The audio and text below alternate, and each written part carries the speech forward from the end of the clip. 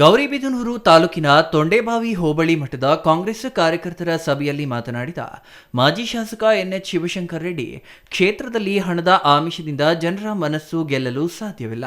ಹಣದಿಂದ ಎಲ್ಲ ಕಾಲದಲ್ಲೂ ರಾಜಕಾರಣ ಮಾಡಲು ಸಾಧ್ಯವಿಲ್ಲ. ಜನತೆಗೆ ತಾಲೂಕಿನ ಪರಿಸ್ಥಿತಿ ಅರ್ಥವಾಗಿದೆ.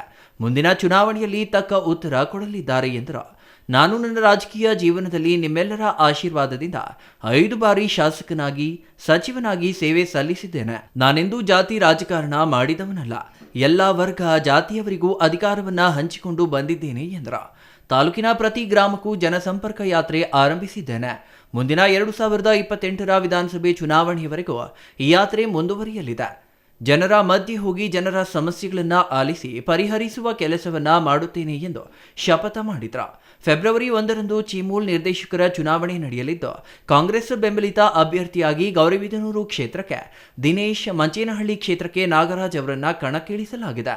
ನಮ್ಮ ವಿರೋಧಿ ಅಭ್ಯರ್ಥಿಗಳಾದ ಜೆ ಕಾಂತರಾಜು, ಡಿಎನ್ ವೆಂಕಟರೆಡ್ಡಿ ಅವರನ್ನ ಸೋಲಿಸಿಯೇ ತೀರುತ್ತೇನೆ ಎಂದು ಶಪಥ ಮಾಡಿದ್ರು.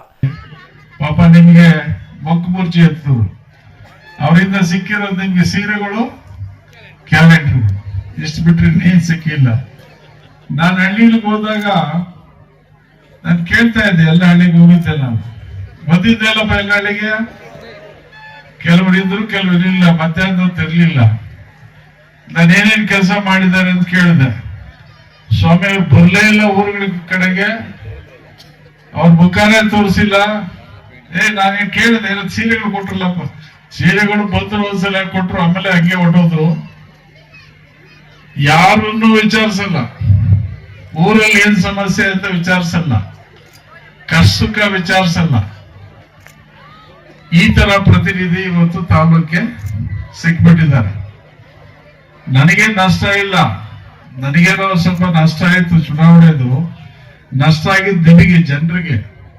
ಇವತ್ತು ಒಂದು ಆಸ್ಪತ್ರೆಗೆ ಹೋದ್ರೆ ಅಲ್ಲಿ ವ್ಯವಸ್ಥೆ ಕೆಟ್ಟಿದೆ.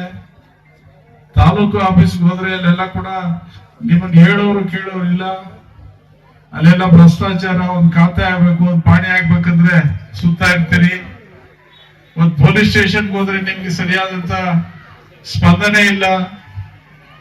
ಯಾರು ಎಲ್ಲೋಗ್ಬೇಕು, ಯಾರನ್ನು ಕೇಳಬೇಕು?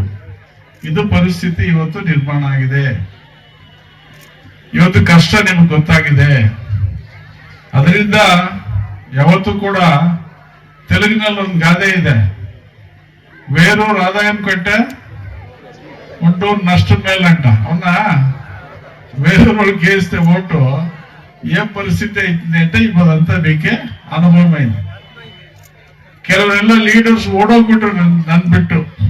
ಜಿಲ್ಲಾ ಕಾಂಗ್ರೆಸ್ ಅಧ್ಯಕ್ಷ ಕೆಎನ್ ಕೇಶವರೆಡ್ಡಿ ಮಾತನಾಡಿ, ಕಾಂಗ್ರೆಸ್ ಸಂಘಟಿತವಾಗಿ ಸದೃಢವಾಗಿದೆ. ಪಕ್ಷಕ್ಕೆ ಯಾರೂ ಅನಿವಾರ್ಯವಲ್ಲ. ಪಕ್ಷವನ್ನ ಬಿಟ್ಟು ಹೋಗಿರುವವರು ನಂತರ ರಾಜಕೀಯವಾಗಿ ಪಶ್ಚಾತ್ತಾಪ ಪಡುತ್ತಾರೆ.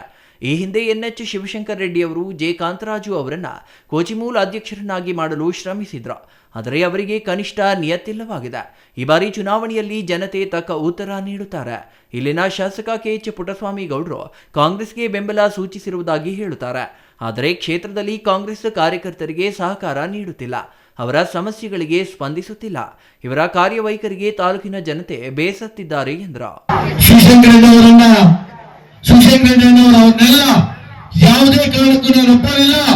ನನ್ನ ತಾಲೂಕಿಗೆ ಕೋಲಾರ, ಚಿಕ್ಕಬಳ್ಳಾಪುರ ಹಾಲು ಒಕ್ಕೂಟದ ಅಧ್ಯಕ್ಷನಾಗಿ ಮಾಡಲೇಬೇಕು ಅಂತ ಹೇಳಿ ಬಲ ತೊಟ್ಟು ಕಾಂತರಾಜ್ ಅವರನ್ನ ಅಧ್ಯಕ್ಷನಾಗಿ ಮಾಡಿರ್ತಕ್ಕಂಥದ್ದು ತಾವೆಲ್ಲ ನೋಡಿದ್ದೀರಿ. ನಿಸ್ವಾರ್ಥವಾಗಿ ಅವರ ಕೆಲಸವನ್ನು ಮಾಡಿರ್ತಕ್ಕಂಥವ್ರು. ಅವ್ರೇನ್ ಮಾಡಿದ್ರು ಅನ್ನೋದು ತಮ್ಮೆಲ್ಲ ಗೊತ್ತಾಗಿದೆ. ಯಾವತ್ತು ಮಾಡಿರ್ತಕ್ಕಂಥ ಸಹಾಯಕ್ಕೆ ನಾವು ಋಣಿಯಾಗಿರ್ಬೇಕು. R Manjunath, CTV news, Gauribidanur.